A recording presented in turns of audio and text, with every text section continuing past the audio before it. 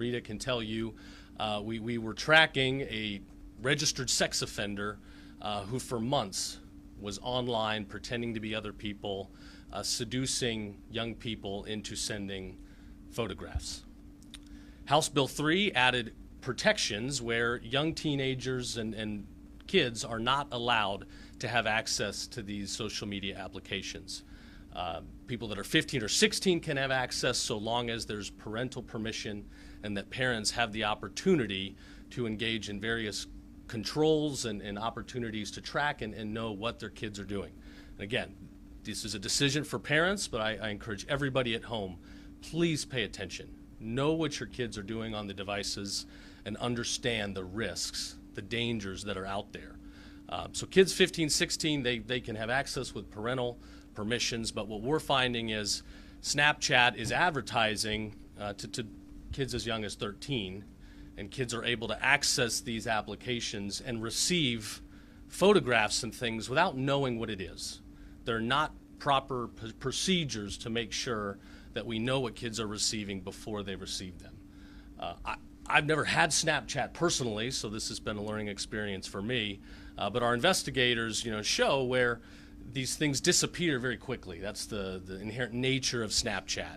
Photos, messages, they're sent and immediately disappear, which has made this a favorite application for the predators that are out there and want to get access to our kids. We're going to be putting these bad guys away, and we're going to be going after companies that operate in a dangerous manner that puts our kids at risk. We also just last week started an investigation into Roblox.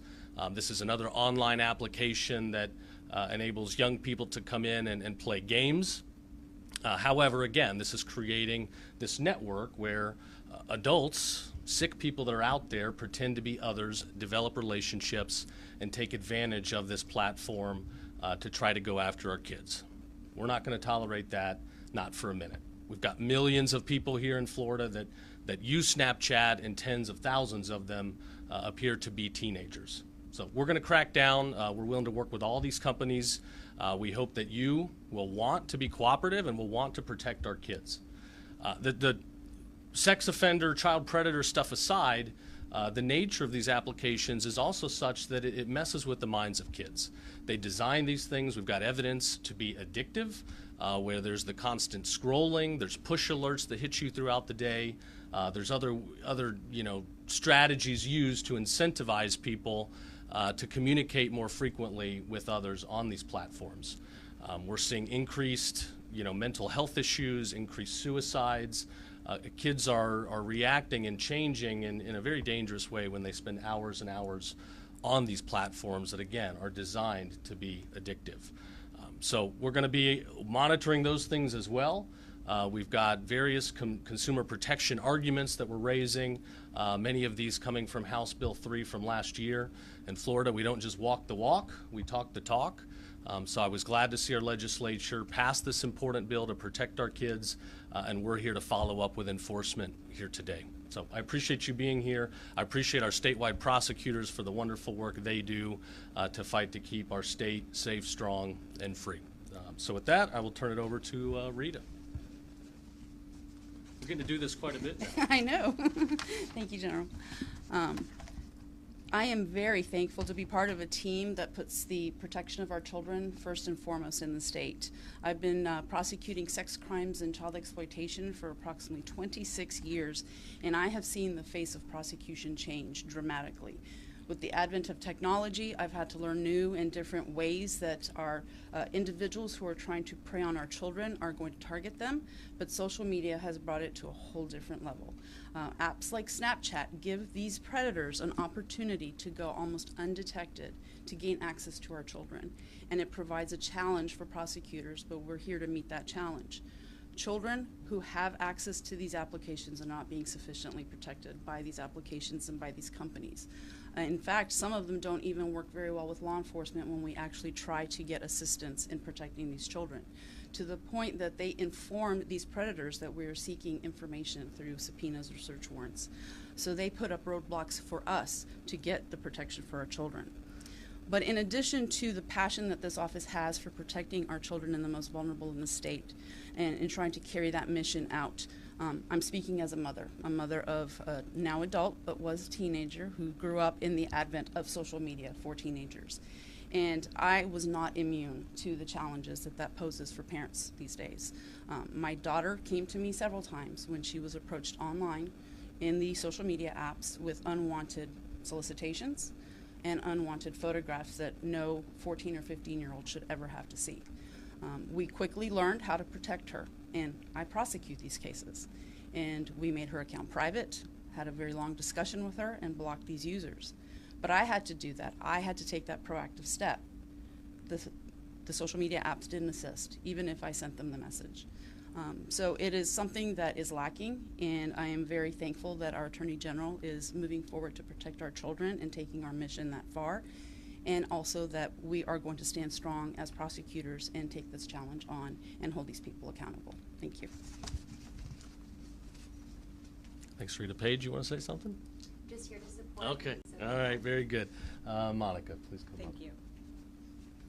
Thank you so much for what this office is doing. I am a mother of 6, currently of 3 teenagers, and then 10, 7, and 3, and I deal every day with social media. Not only that, with my organization, I rescue women and children of sex crimes, and the women that we've rescued were the children who were taken advantage. One woman I rescued 8 years ago, her father sold her on Craigslist. So it disgusts me. It disgusts me what we deal with. My teenage boy constantly wants to download Snapchat. I'm fighting with them. It's an addiction, and they make it that way. And just like she fights hard, I fight hard to work for it. Well, what about this regular mom and dad that don't know? Or you read the terms and it looks like they're safe. It took the office 3 months to reply, but a parent contacts them. What are they going to do? As parents, I appreciate living in Florida. We don't mess with our kids in Florida. That's all I can say. But it's important to protect our kids. It's important to come against these companies that want to continue to say they protect our kids, but then allow predators to extort them. You realize since 2021, 20 male teenagers have taken their life because of sextortion. One teenage boy in a good family, within a few days, was extorted, and within 24 hours, took his own life. This is not okay. And we're going to do our part as parents, but our hands are tied. That's why we need things like this. So I think it's important what we're doing. And parents, your kids' privacy is earned. It's not. Check their phones, check what's going on, and talk to them, because you think your kid's okay. You think this isn't going to happen to them. But in the privacy of their rooms at night, and don't even let your kids have their phones at night, okay? Take them at 10 and put them in your room. I mean, these things are so important. You don't understand. These statistics are real.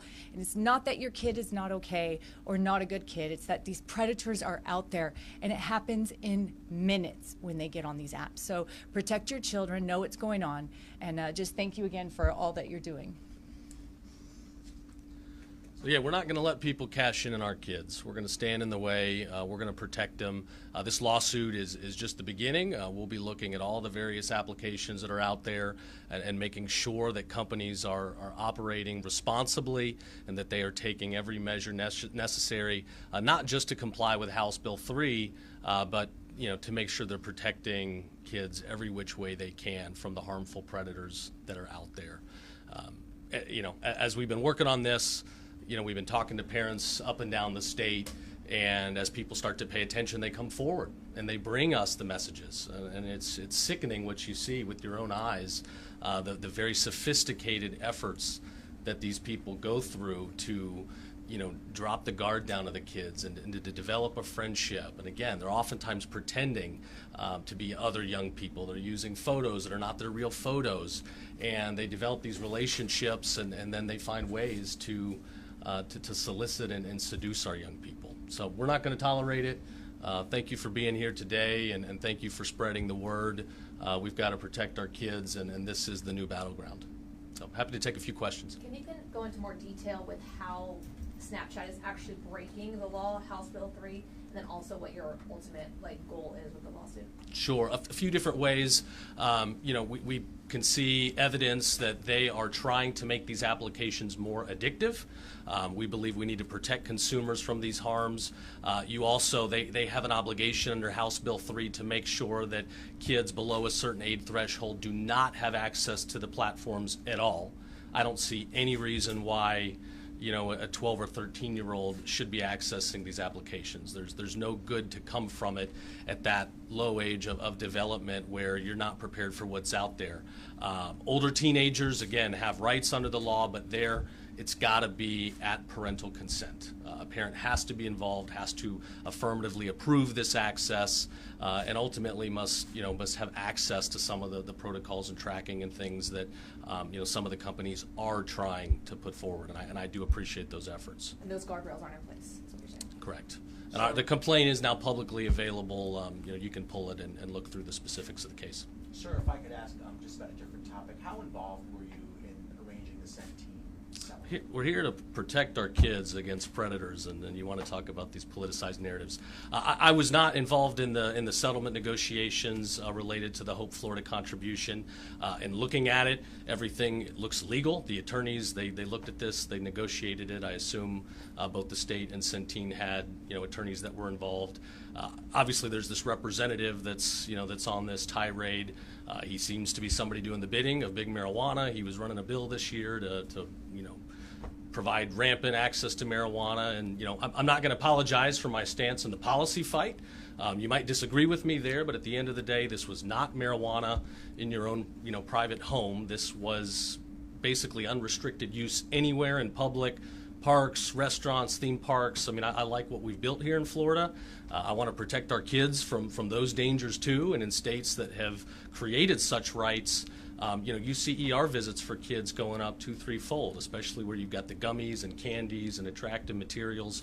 I didn't want that to happen in Florida, so I was happy to fight that effort. I was happy to work with many legislators to fight that effort, and our law enforcement. Our law enforcement, they talk about what they see when marijuana gets into the hands of kids. And given you say you've done everything right, would you comply with the request for public records? Yeah, we've got an obligation to provide records, so we'll be providing records. At this point, I know the media says I've been subpoenaed to do things. Nobody has sent me a subpoena. I've not been asked to go anywhere, but I feel good about what we did. At the end of the day, there were nonprofits. C3s and C4 entities can absolutely support issue committees. I think the media misunderstands the difference between issue committees and political candidate committees under the IRS code. An issue committee can fight against a ballot initiative, and I'm very thankful those groups stepped up and helped us secure a big win. You don't think it'll have to come to a subpoena?